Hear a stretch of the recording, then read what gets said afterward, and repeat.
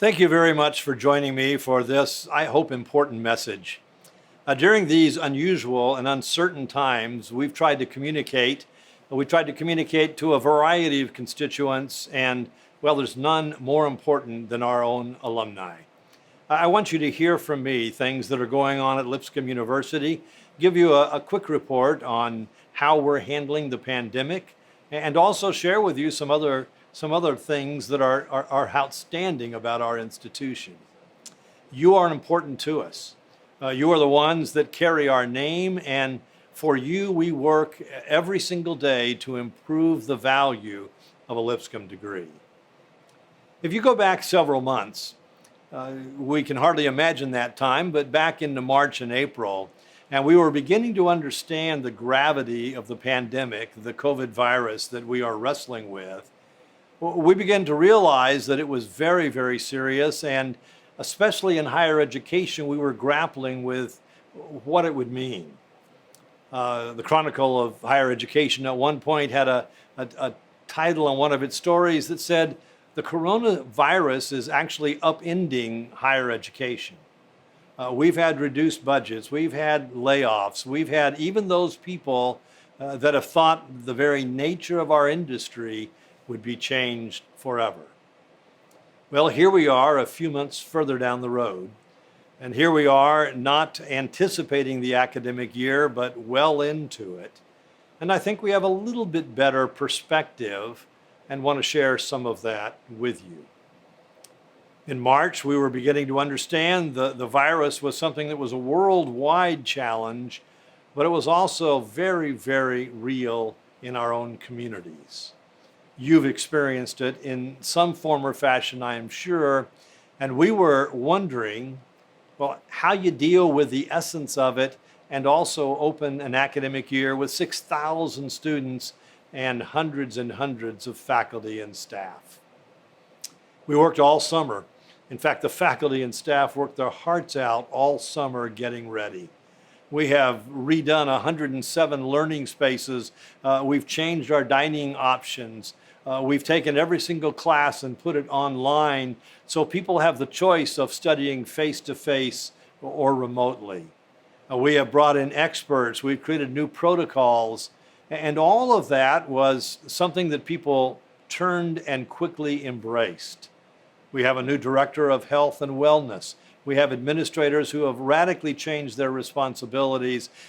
We have faculty that have worked tirelessly to prepare a different academic program, all so that students could continue their academic progress. I remember a moment close to the first of the year, I'm talking with a group of students in our Quest team, and they were asking how things were going and what would happen, and I said, it's really simple. We have spent over $3 million and tremendous effort preparing the environment of this campus so we could survive this moment. And now it's up to you, students. It's up to you to follow these protocols, follow these guidelines, and if you do, I think we'll be open. I think we can get through the entire semester. And if you don't, well, we will shut it down, and you'll be back with your brothers and sisters and parents and away from the college life that you so love. It's just that simple. And this young student looked at me and she said, well, Dr. Lowry, if you just share it that way, we'd understand. And so I've tried to share it that way. If you as students help us, we'll be open. And if not, at least those of you who are residential students, you'll be home. Well, that may be a little extreme, but not very much.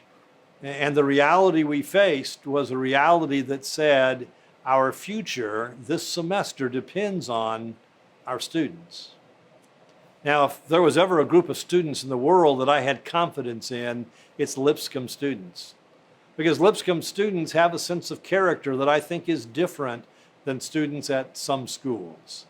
And you've read the headlines across the country where schools opened up, but because students weren't responsible, they then closed.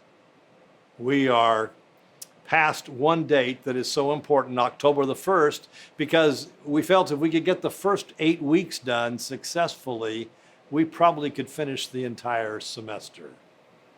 I checked just this morning.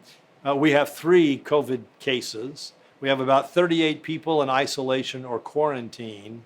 That's 3 cases out of a community of almost 7,000 individuals. Now, there may be times that will go up, and we're prepared to take care of literally hundreds of people in isolation or quarantine. We have the facilities, we have the health resource. We could do that if we had to. But thankfully, with the protocols in place and the behavior of our students, we are in a very, very different circumstance. And so we will continue to trust that they will help us. And November 1st will come, and I predict we'll still be in good shape. And the end of November will come, and students will go home for Thanksgiving, do their last week of school remotely, and then do their finals remotely as well. And when that is done, we'll have graduation in some form or fashion and complete this fall term. We have worked hard, we have confidence, and so far all of that is coming together well. But as we think about all this, the reality is it could be all consuming, and frankly it has been.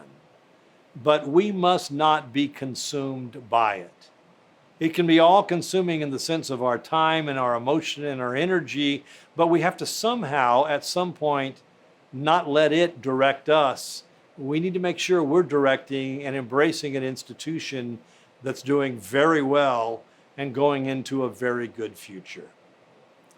They predicted several months ago that enrollment in colleges would be off by 20 or 30% this fall.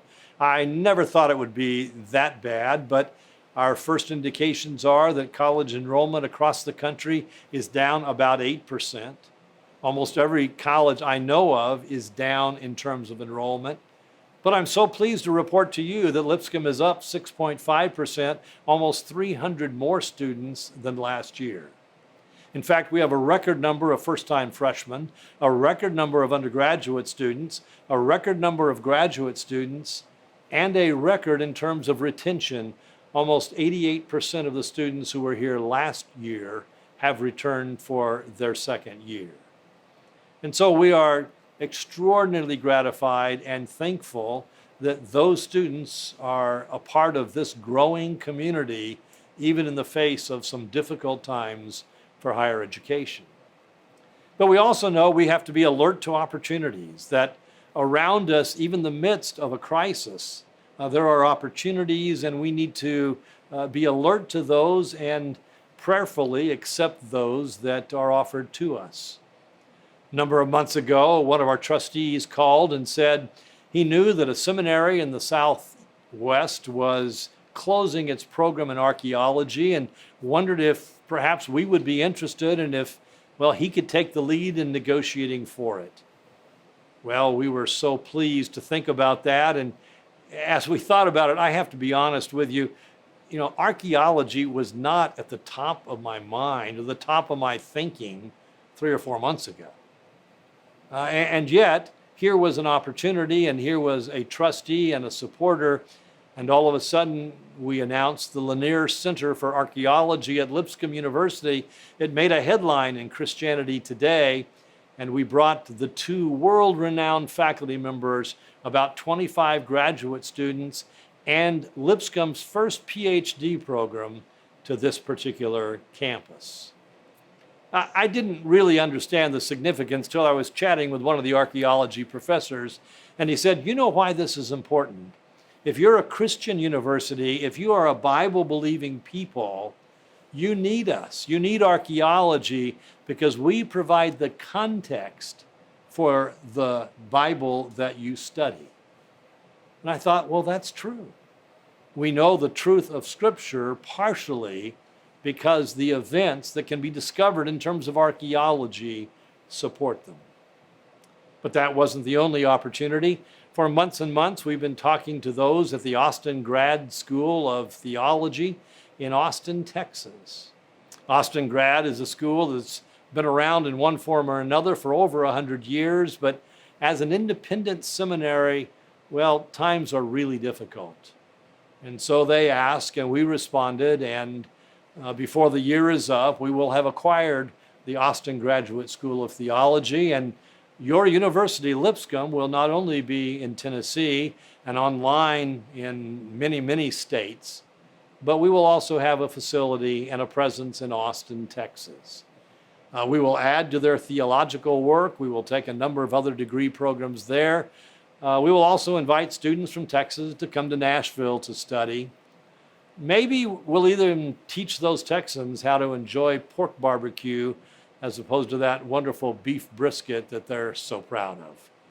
We'll be a little bit Texas while a whole lot Nashville, and hope that this project is one that God will bless. Our campus, we've completed $40 million of construction just this summer and this fall. A brand new 400 space parking garage, a brand new Elam Hall. And those of you that lived in Elam, well, you'll know that that's needed to be redone for the last decade or two. We also finished 2 floors in this building. In fact, look where I am. I'm in the organic chemistry lab that's part of this multi-million-dollar reconstruction of McFarland that began several years ago. And we've opened this fall its brand new facilities for both biology and physics on floors 2 and 3. And so with those 2 projects and a wonderful project at our academy, we've moved forward, creating the kind of campus that is recognizing and deserving of the kind of academic program that is already here. And I can't not but say something about Lipscomb Leads, our campaign for Lipscomb University. We went public a couple of years ago, and doing so, we announced a $250 million goal. That was ambitious, but I'm pleased to report to you we've raised $241 million of that 250, and I hope in the next few months we'll get that gap closed and be able to celebrate all of that success. And so I guess as the president of your institution, my hope would be that you see us doing the right things and you see us doing them well. As the president of the university, I know how important you are. You are the ones that claim this community. You give to this community in a variety of ways. And I believe you have hopes for this community, that we will continue to develop and that even your degree will become more valuable year after year. And so it's with a great sense of gratitude that we come to this moment, and also a sense of hope for our future. I was doing a little reading earlier this week, and I was reading about the Old Testament character Nehemiah. I'm not a biblical scholar, but I love the story of Nehemiah's leadership and the sense that here he is in a far-off land, but they come and tell him that the walls of Jerusalem have been flattened, that the city is in ruins, and he feels this calling to go to Jerusalem and to rebuild those walls. And in about the 3rd chapter of Nehemiah, there's this description of at least one of the strategies he used. And it describes how the people who were living all over this city rebuilt the wall where they lived. Can you kind of imagine that, kind of see that? Here are people all over the city, and this wall is to be built around the city, and so every family takes a portion of it. It's their portion. It's where they live, and they build it well. Well, you can imagine that when all of them do that, even though there was a moment they got very discouraged, but when they all do that, all of a sudden something happens that not only benefits the family next to the wall they built, but the entire community. And that's what's happened at your Lipscomb. People have joined together the last 6 months, and in a sense, they've built the wall where their family lived. They did what was called upon in terms of their office or their function or their particular work. No one can do it all. But with 800 people working at it, well, we've done something pretty substantial.